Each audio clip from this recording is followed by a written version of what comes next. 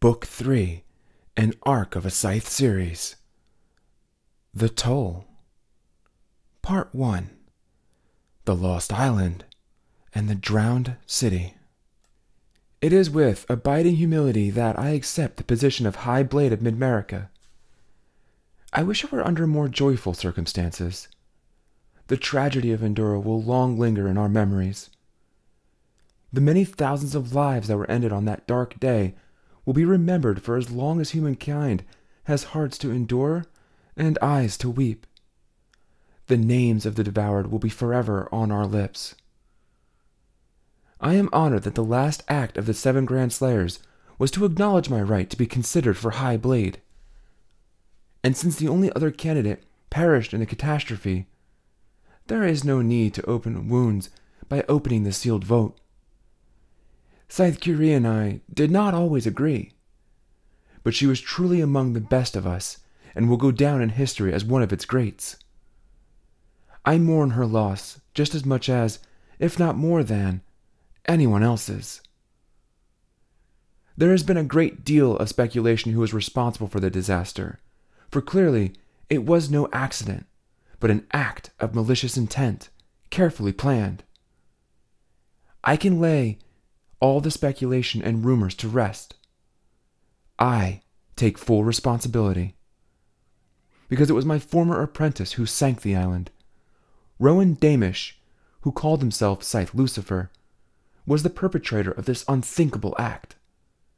Had I not trained him, had I not taken him under my wing, he would never have had access to Endura, or the skills to carry out this heinous crime. Therefore, the blame falls on me. My only consolation is that he perished as well, and his unforgivable deeds will never surface in our world again. We are now left with no Grandslayers to look for guidance, no greater authority to set Scythe policy. Therefore, we must, all of us, put aside our differences once and for all. The new order and the old guard must work together to meet the needs of all scythes, everywhere. Toward that end, I have decided to officially rescind the gleaning quota in my region, out of respect for those scythes who feel hard-pressed to meet it. From this moment forth, Mid-American scythes can glean as few people as they see fit, without being punished for failing to meet a quota. It is my hope that other scythems will follow suit and abolish their gleaning quotas as well. Of course, to compensate for those scythes who choose to glean less, the rest of us will need to increase the number of lives we take to make up the difference. But I trust that a natural balance shall be achieved. From the inauguration speech of His Excellency, High Blade, Robert Goddard of Mid-America, April 19th, Year of the Raptor. Chapter 1. Surrender to the momentum. There was no warning. One moment he was asleep, and the next he was being rushed through the darkness by people he didn't know. "Don't struggle," someone whispered to him. "It'll be worse for you if you do." But he did anyway, and managed, even in his half-awake state, to tear out their grasp and run down the hall. He called for help, but it was too late for anyone to be alert enough to make a difference.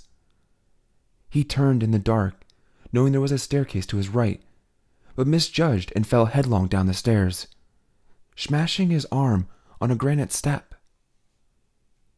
He felt the bones in his right forearm snap. Sharp pain, but only for an instant.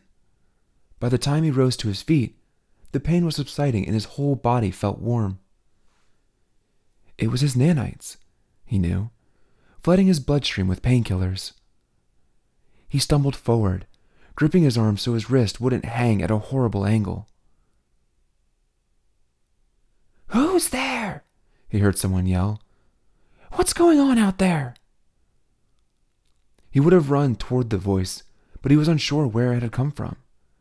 His nanites were fogging him in, making it hard to tell up from down, much less left from right. What a terrible thing for his mind to lose its edge when he needed it most. Now, the ground beneath his feet felt like a shifting funhouse. He careened between walls, trying to maintain his balance, until he ran right into one of his attackers, who grabbed him by his broken wrist. Even with all the painkillers in him, the feel of that bone-grating grasp made the rest of his body too weak to resist. "You couldn't make this easy, could you?" said the attacker. "Well, we warned you." He only saw the needle for an instant, a slender flash of silver in the darkness before it was jammed into his shoulder. He was overwhelmed by a chill in his veins, and the world seemed to spin in the opposite direction. His knees gave out, but he didn't fall. There were too many hands around him now to let him hit the floor. He was lifted up and carried through the air. There was an open door, and then he was out into a blustery night. With the last of his consciousness fading, he had no choice but to surrender to the momentum. His arm had healed by the time he awoke, which meant he must have been out for hours. He tried to move his wrist, but found that he couldn't. Not because of any injury, but because he was restrained. Both of his hands and his feet as well. He also felt like he was suffocating. Some sort of sack was over his head. Porous enough for him to breathe, but thick enough to make him fight for every breath. Although he had no idea where he was, he knew what this was. It was called a kidnapping. People did such things for fun now, as a birthday surprise or as an activity on some adventurous vacation. But this was not a friends and family sort of kidnapping. This was the real thing. And although he had no idea who his abductors were, he knew what it was about. How could he not know? "Is anyone there?" he said. "I can't breathe in here. If I go deadish, that's not going to help you, is it?" He heard movement around him, then the bag was ripped from his head. He was in a small, windowless room, and the light was harsh, but only because he had been so long in darkness. 3 people stood before him, 2 men and a woman. He had expected to be faced with hardened career unsavories, but that couldn't be further from the truth. Yes, they were unsavory, but only in the way that everyone was.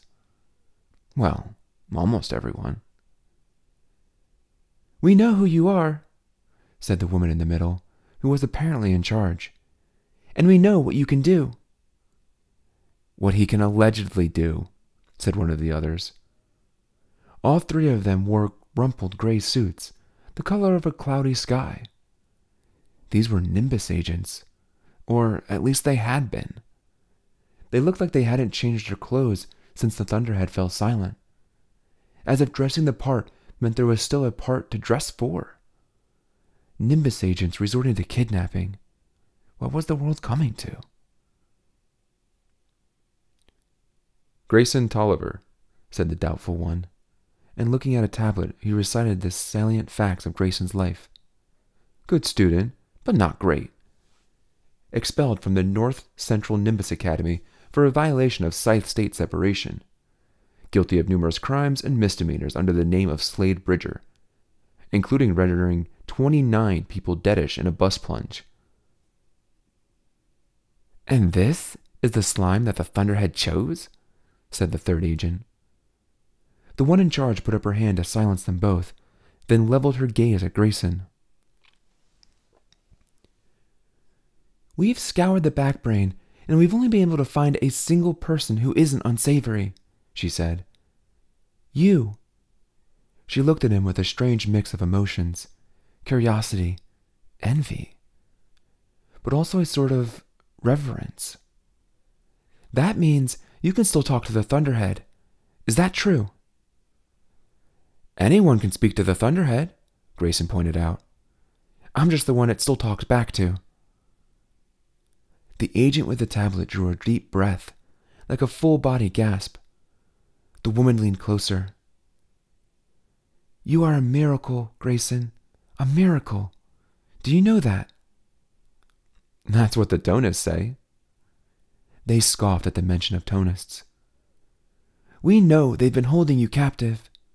Not really." We know you were with them against your will.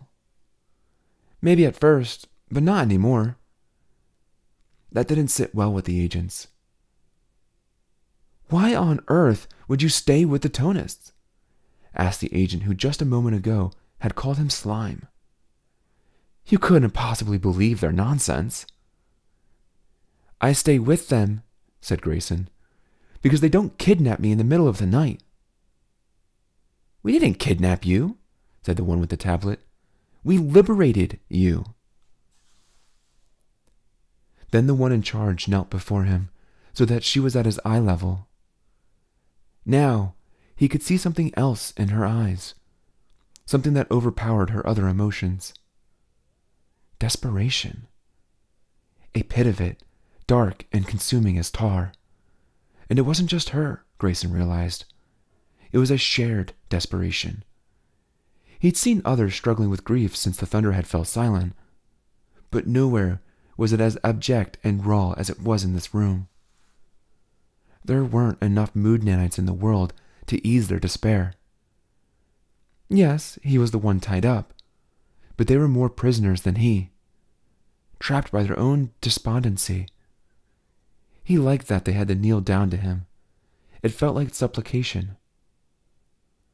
Please, Grayson, she begged.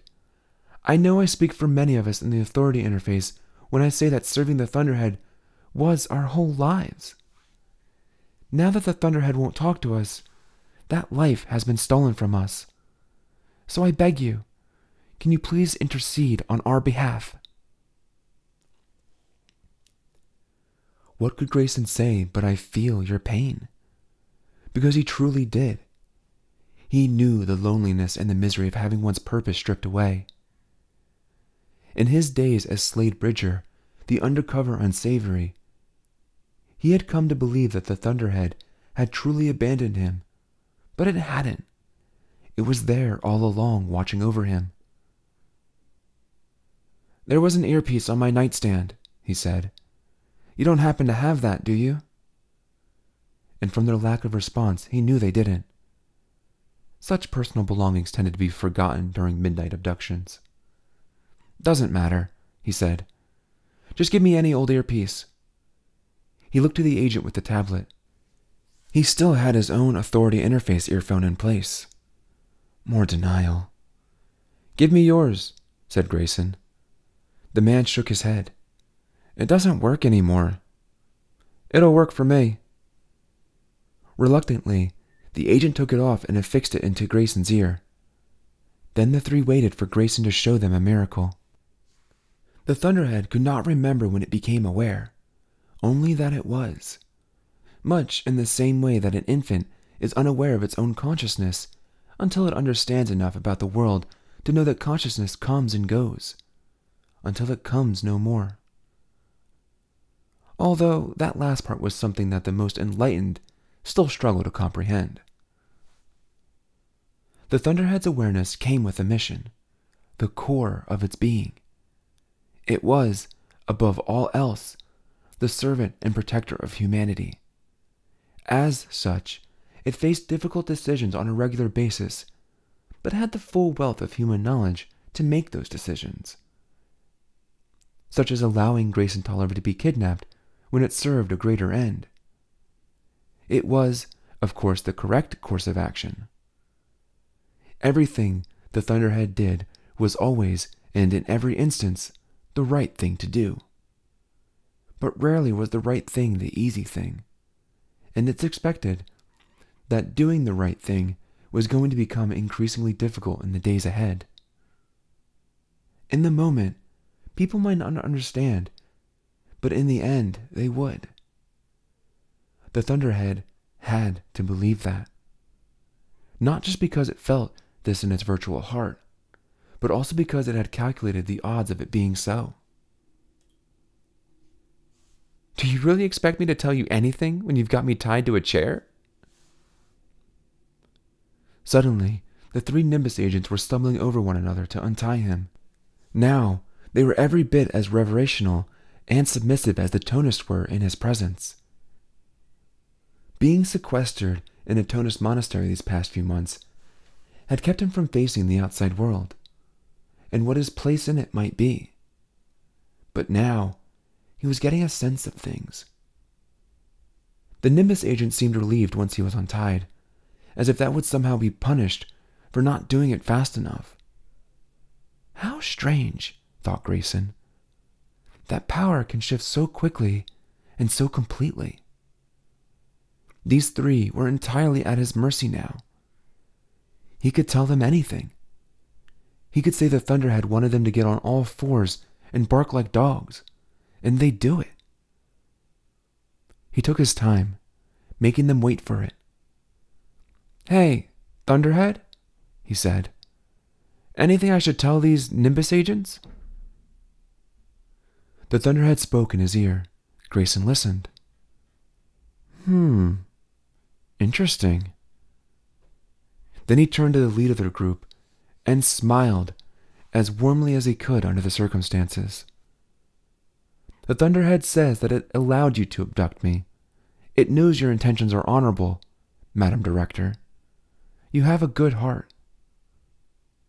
The woman gasped and put her hand to her chest, as if she had actually reached out and caressed it. "You know who I am?" "The Thunderhead knows all three of you, maybe even better than you know yourselves." Then he turned to the others. "Agent Bob Sequoia, 29 years of service as a Nimbus agent. Work ratings good, but not excellent," he added slyly. "Agent Tinsu Kwan, 36 years of service, specializing in employment satisfaction." Then he turned back to the woman in charge.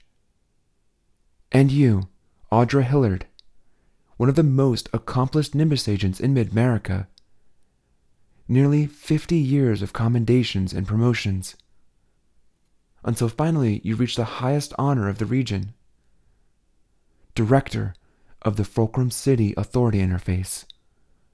Or at least you were when there was such a thing as an authority interface." He knew that last bit hit him hard. It was a low blow, but having been tied up with a bag over his head left him a little bit cranky. "You say the Thunderhead still hears us?" Director Hiller said. "That it still serves our best interests?" "As it always has," said Grayson. "Then please, ask it to give us direction. Ask the Thunderhead what we should do. Without direction, we Nimbus agents have no purpose. We can't go on this way." Grayson nodded and spoke, turning his eye upward, but of course that was just for effect. "Thunderhead," he said, "is there any wisdom I can share with them?" Grayson listened, asked the Thunderhead to repeat it, then turned to the three fretful agents. 8.167, 167.733, he said. They just stared at him. "What?" Director Hillard finally asked. "That's what the Thunderhead said. You wanted a purpose, and that's what it gave." Agent Sakura quickly tapped on his tablet, noting the numbers. But what does it mean?" asked Director Hillard. Grayson shrugged. "I have no idea." "Tell the Thunderhead to explain itself." "It has nothing more to say, but it does wish you all a pleasant afternoon." Funny, but until that moment, Grayson hadn't even known the time of day. But... Then the lock on the door disengaged. Not just that one, but every lock in the building, courtesy of the Thunderhead. And in a moment, Tonist flooded the room, grabbing the Nimbus agents and restraining them. Last into the room was Curate Mendoza, the head of the Tonist monastery where Grayson had been harbored. "Our sect is not a violent one," Mendoza told the Nimbus agents. "But at times like this, I wish we were." Agent Hillard, her eyes still just as desperate, kept her gaze fixed on Grayson. you said the Thunderhead allowed us to take you from them." "It did," Grayson said cheerfully, "but it also wanted me liberated from my liberators." "We could have lost you," said Mendoza, still distraught long after Grayson had been rescued. Now they rode in a caravan of cars, all of which had actual drivers, back to the monastery. "You didn't lose me," said Grayson, tired of watching the man beat himself up over this. "I'm fine." "But you might not have been if we hadn't found you." "How did you manage to find me?" Mendoza hesitated, then said, "We didn't. We'd been searching for hours, then out of nowhere, a destination appeared on all of our screens." "The Thunderhead," said Grayson. "Yes, the Thunderhead," Mendoza admitted. "Although, I can't see why it took so long for it to find you, if it has cameras everywhere." Grayson chose to keep the truth to himself, that it hadn't taken the Thunderhead long at all, that it knew where Grayson was at every moment. But it had a reason for taking its time, just as it had a reason for not alerting him of the kidnapping plot in the first place. "The event needed to appear authentic to your abductors," the Thunderhead had told him after the fact. "The only way to ensure that was to allow it to actually be authentic. Rest assured, you were never in any real danger." As kind and thoughtful as the Thunderhead was, Grayson had noticed it always fostered these sort of unintentional cruelties on people. The fact that it was not human meant that it could never understand certain things, in spite of its immense empathy and intellect. It couldn't comprehend, for instance, that the terror of the unknown was just as awful and just as real, regardless of whether or not there was truly something to fear.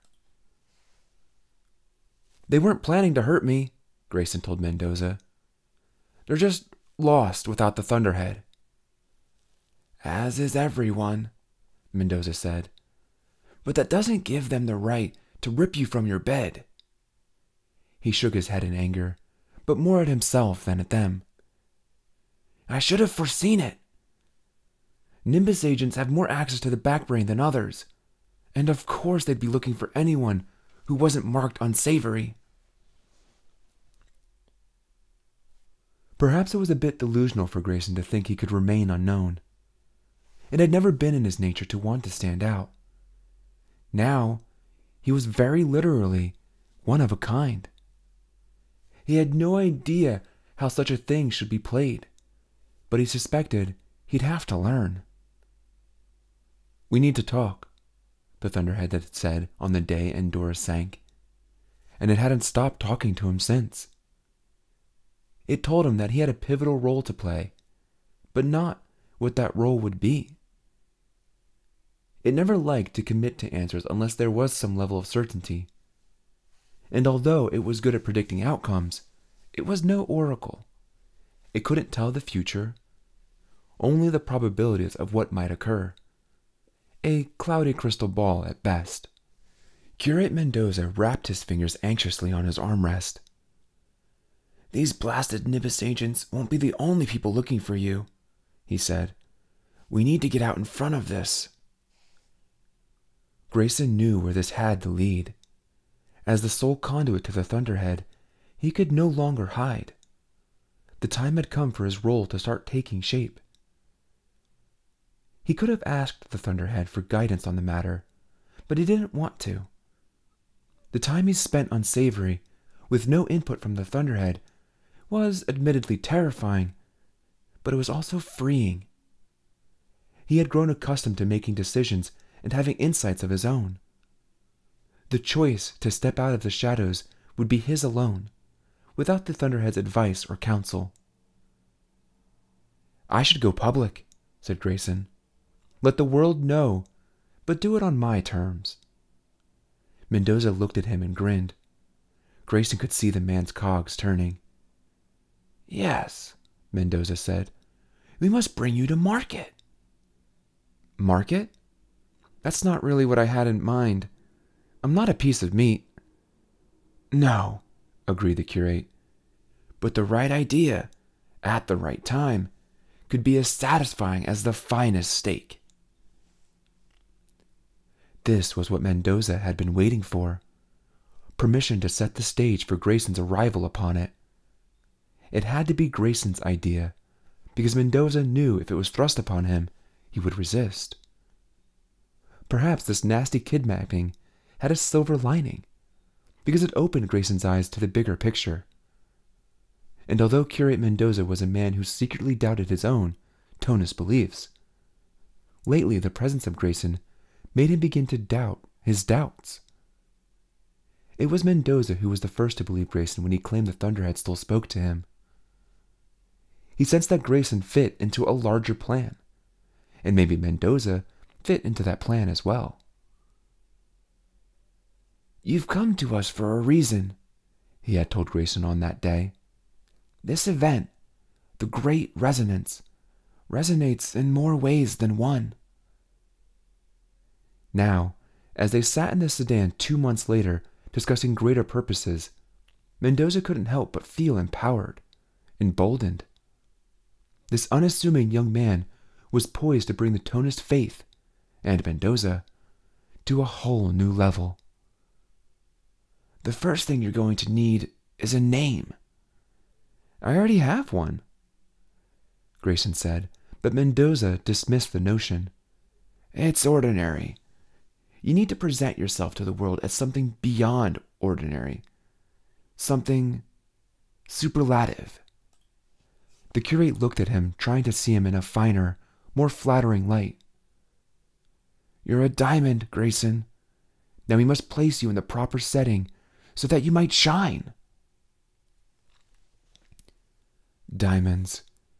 400,000 diamonds sealed in a vault within another vault, lost at the bottom of the sea.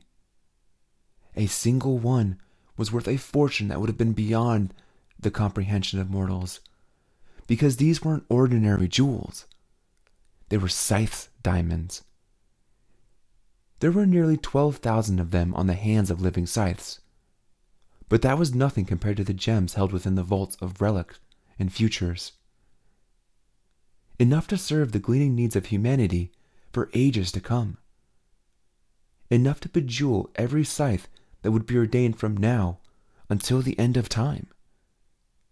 They were perfect. They were identical. No flaw beyond the dark spots in their centers. But that was not a flaw.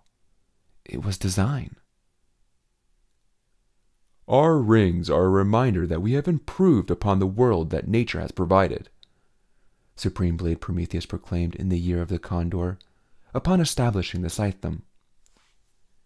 "It is our nature to surpass nature." And nowhere was that more evident than when one looked into the heart of a Scythe ring. For it gave one the illusion that it had depth beyond the space it occupied, a depth beyond nature. No one knew how they were made, for any technology that wasn't controlled by the Thunderhead was technology lost. Few people in the world truly knew how things worked anymore. All the Scythes knew was that their rings were connected to one another and to the Scythe database, in some undisclosed manner. But, as the Scythedom's computers were not under Thunderhead jurisdiction, they were subject to glitches and crashes and all the inconveniences that plagued human-machine relations in days gone by. Yet, the rings never failed. They did precisely what they were meant to do. They cataloged the gleaned. They sampled DNA from the lips of those who kissed them in order to grant immunity, and they glowed to alert Scythes of that immunity. But if you were to ask a Scythe what the most important aspect of the ring was, the Scythe would likely hold it to the light, watch it sparkle, and tell you that, above all else, the ring served as a symbol of the Scythedom and of post-mortal perfection. A touchstone of a Scythe's sublime and elevated state, and a reminder of their solemn responsibility to the world. But all those lost diamonds. Why do we need them? Many Scythes now asked. knowing the absence of them made their own rings all the more precious. Do we need them to ordain new scythes? Why do we need more scythes? We have enough to do the job.